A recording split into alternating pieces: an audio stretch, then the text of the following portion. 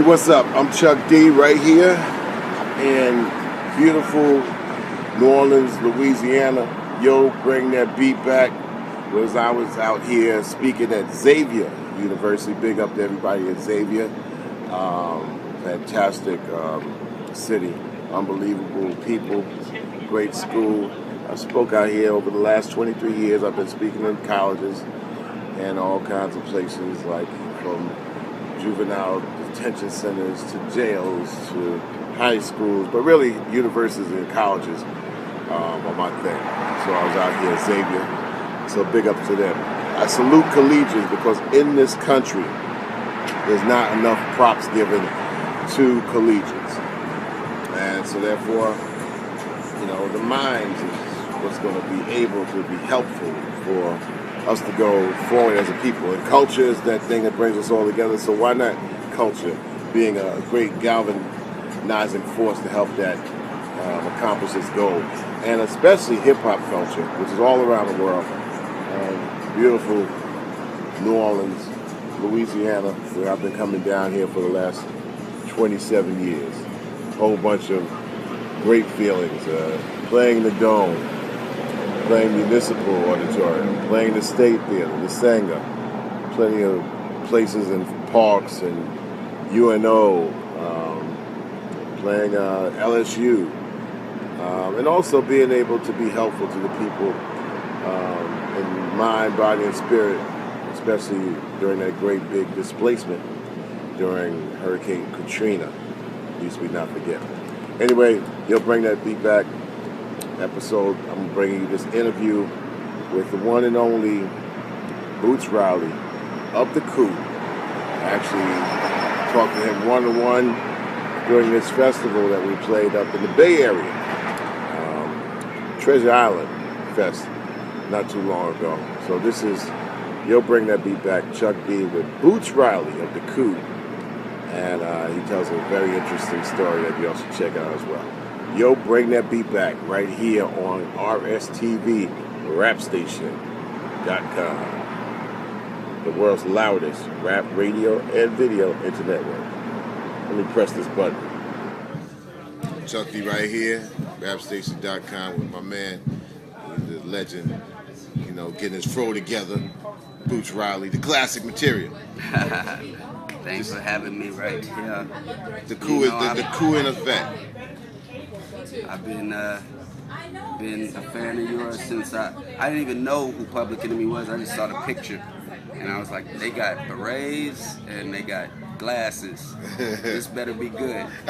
Well, that's too much of a familiar thing around here, right? Yeah.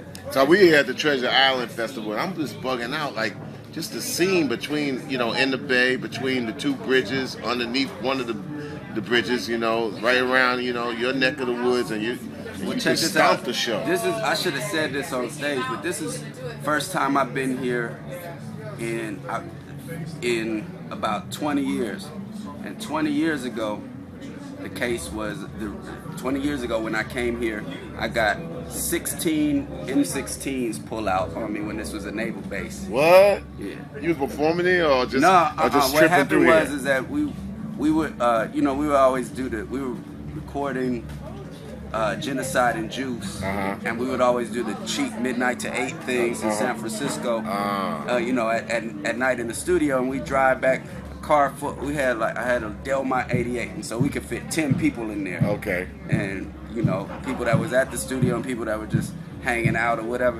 And so we came through, but we forgot somebody at the studio, so we had to turn around on the bridge. We had to come down. This was a naval base still, so we just needed to turn around. And they did a routine, quote unquote, stop of us. It was MPs. They didn't have anything to do. It wasn't even regular police. It was, you know. And they did a routine stop, and Pam was driving. Oh, okay. Right? Pam the Funkstress. Yeah. And did a routine stop. They pulled it. Now, at this time, we had been, as y'all probably were too, on all these white supremacy groups kill list. Yeah, like, yeah. You know, all this type of stuff. Top 5, right? Yeah, but you know, it was an honor to be on it. Yeah. Actually, you know, like we was mad the year before when we didn't make it. Well, since we wasn't in the top 5 on radio, so be on those were the top 5s where we was on. And so we had legally bought guns, and we were going to the shooting range all the time, and we did it all the legal ways. In New York, you can't have them at all. But right.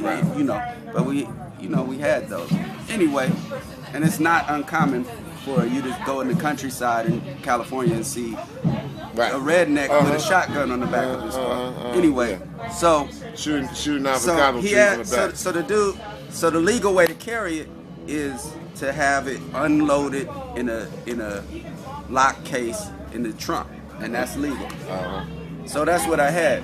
But what I forgot was that I had a case of bullets in the glove compartment, which is still not illegal. Right. Anyway, so the dude at the MP was like, license and registration. I'm like groggy in the back. Pam is driving. My boy Osagyefo is in the passenger seat, and I say, "Oh, it's in the trunk. It's in the glove compartment." He pulls it out, and then all these bullets start raining down, and then dude. Then the MP pulls out his gun. Stop right there! Everybody, put your hands up! Put your hands up! And he's screaming. He's like, and I'm trying to explain, and he's like, shut up! Put your hands up! And he radios in for the other MPs. About 5 Jeeps just roll up. Like, meanwhile, you know, they've been bored. This is, you know, they sitting here, and here comes some action. They come up. They're probably 19 and 20 years old with bad. They get into formation. I swear they were saying hut hut. I don't know. You know, that was, you know, and they got their you know, weapons out, and we got our hands up. Pam is crying, like, and he says, "Who has the gun?" And so I know the answer to this question is really important. You answer it the wrong way, and everybody's gone. Right. So I said, thought about it, and I said, in the trunk, in a locked box, unloaded, there exists a gun. It is registered to my name. In a Richard Pryor type of way, right? Yeah.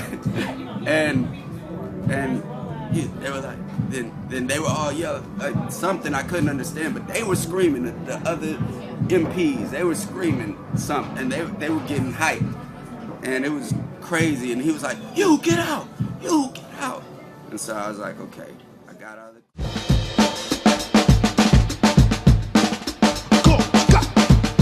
HipHopGods.com TV. RSTV. This is RapStation TV.